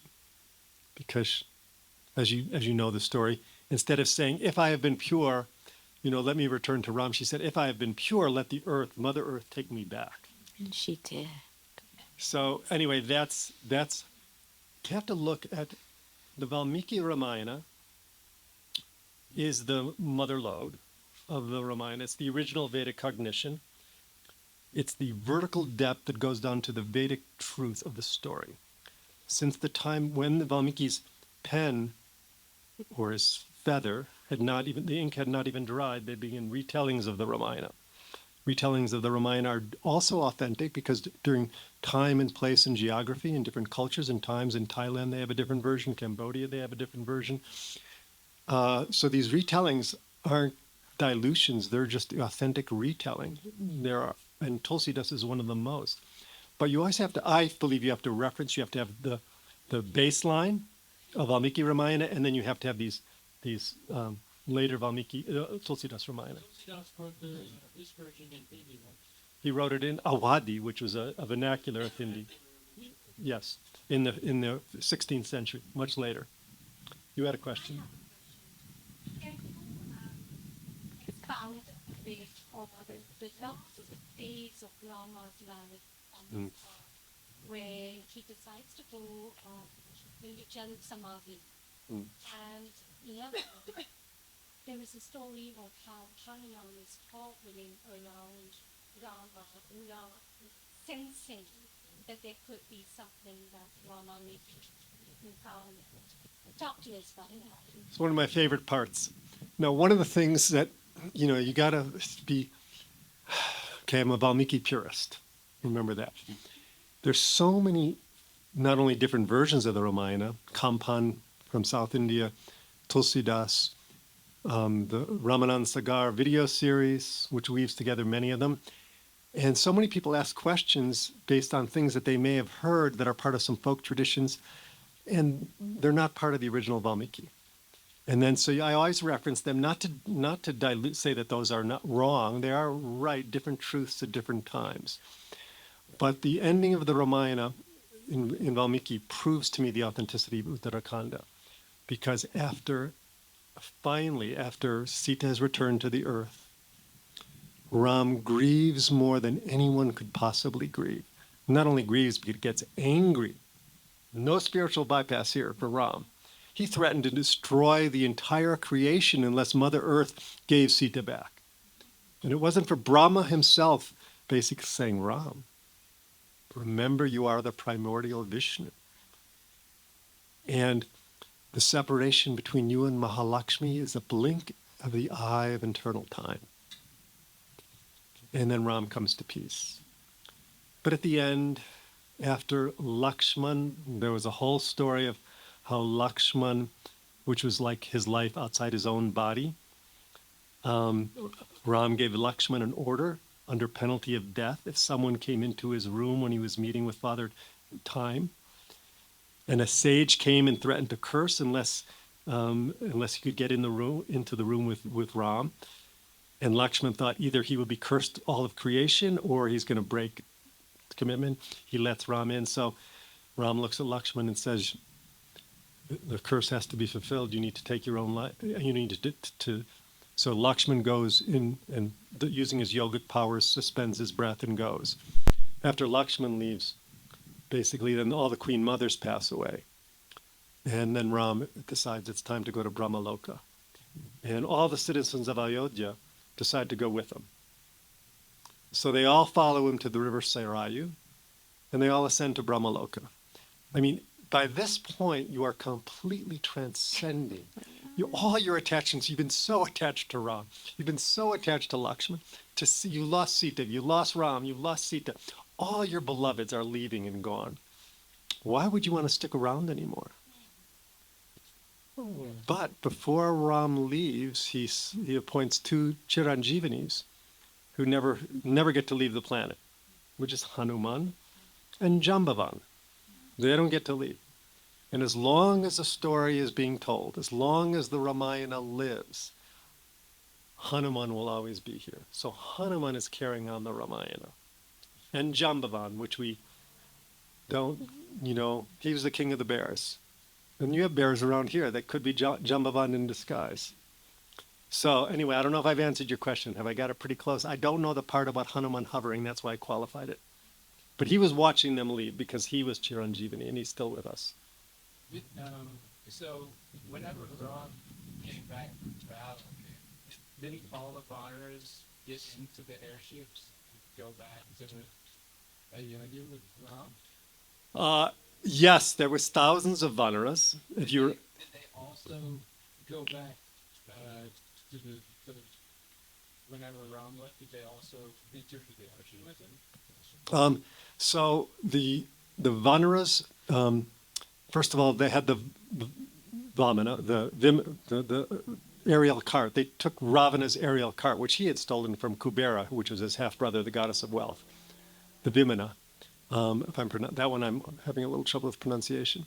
And he invites all of them. And this ship apparently was huge. Somehow, who knows if all of them went. But by the way, all the Vanaras were killed in the battle. Most of the Vanaras. And Ram at the end asked a boon from Brahma, that anyone had been killed in his service be brought back to life. And Brahma said, that's impossible. And then Ram said, you said I could ask a boon for whatever you wanted. Be careful of that. So he said, you're right. I said that. Brahma, I can't go back on my word. So all the Vanaras were brought back to life. And they all went. And then in Uttarakhanda, they tell stories. For months and years, they just tell stories. All these subtle Vedic stories that you always wonder what really happened. Who was Ravana? Why was he so powerful? Why was Indrajit, his son, even more powerful? The gods had no concept of how Ram, even though he was Vishnu incarnate, could actually defeat Ravana and Indrajit. And then, but after all these stories, Ram sent everyone home. He sent Vibhishana, who had been crowned king, Ravana's brother. He sent the Vanaras home, except for Sugriv got to stick around for a while. Even he was sent home. Hanuman, there's so many stories of Hanuman found every trick in the book so he would never leave Ram's side. But in the end, everyone left as they all transcended from immanence to the transcendent, which ultimately is the source, course, and goal of our evolution.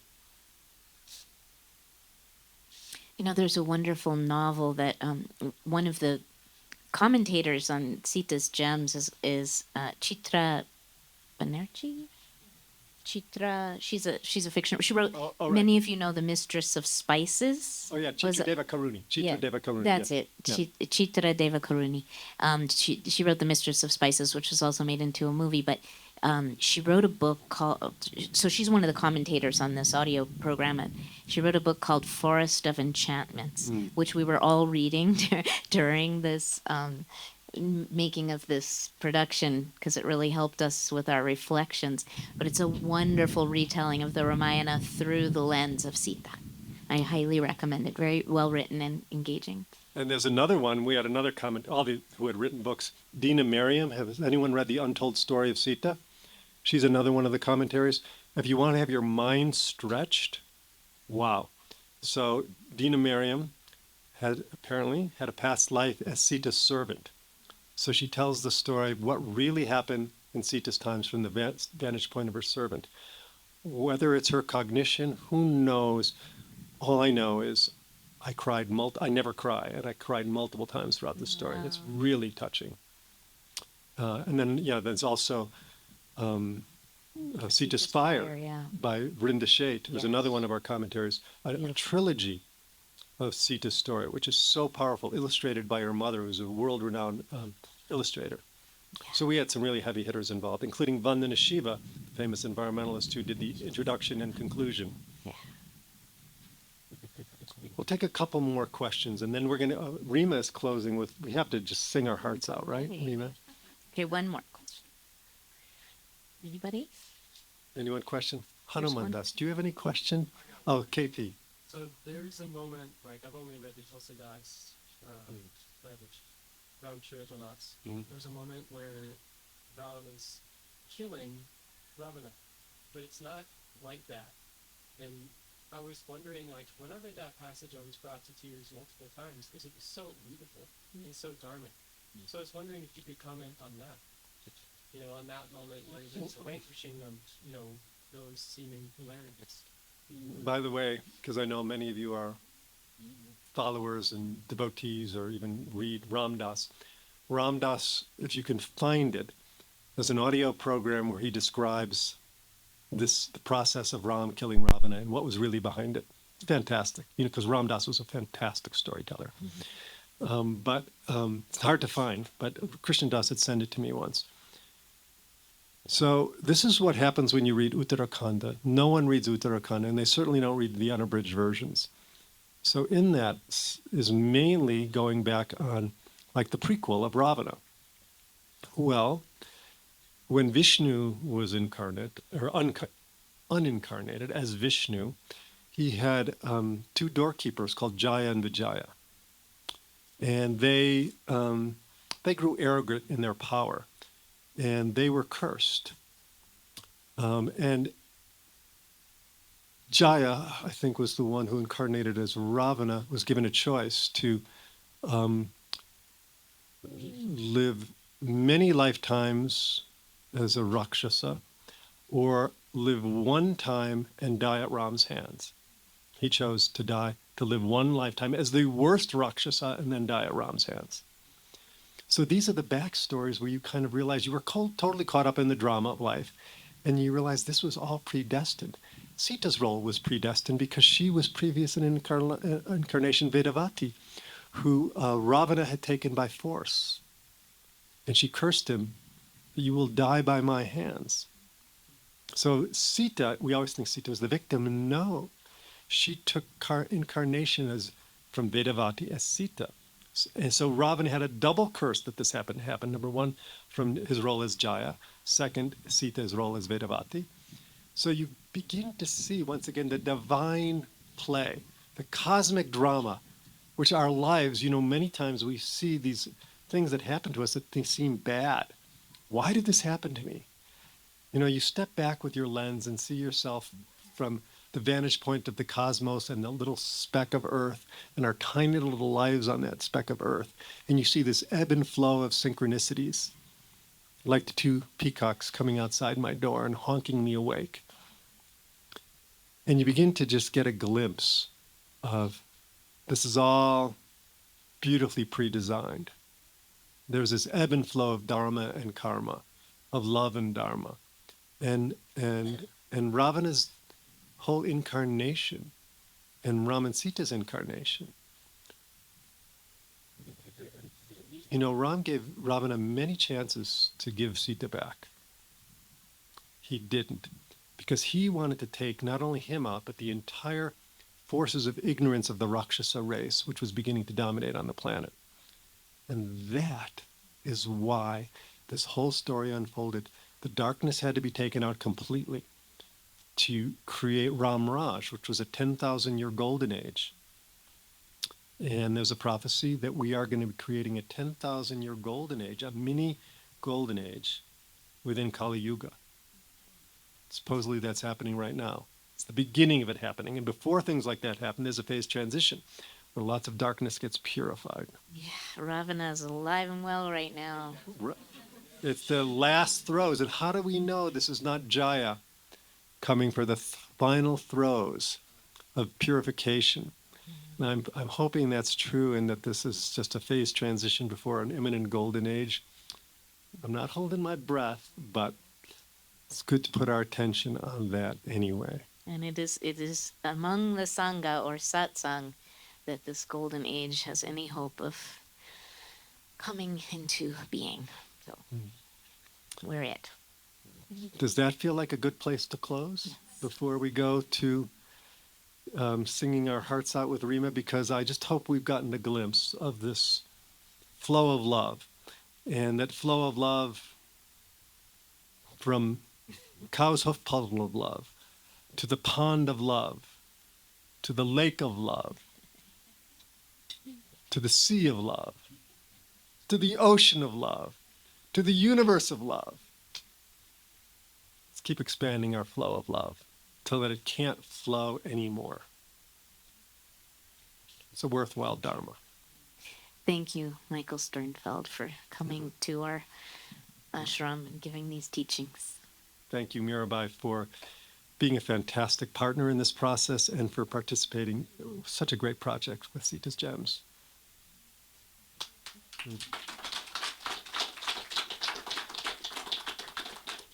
And now we'd like to invite Reema back to the stage to lead us in some kirtan, along with Anandini.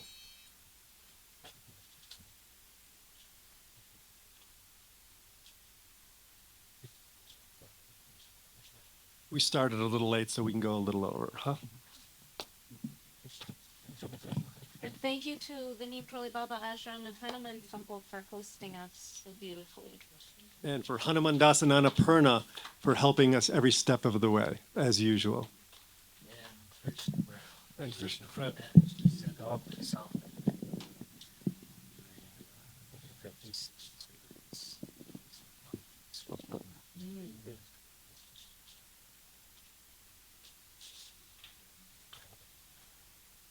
Well, you all know the words to this mantra. We're going to celebrate Sita and Ram and Hanuman.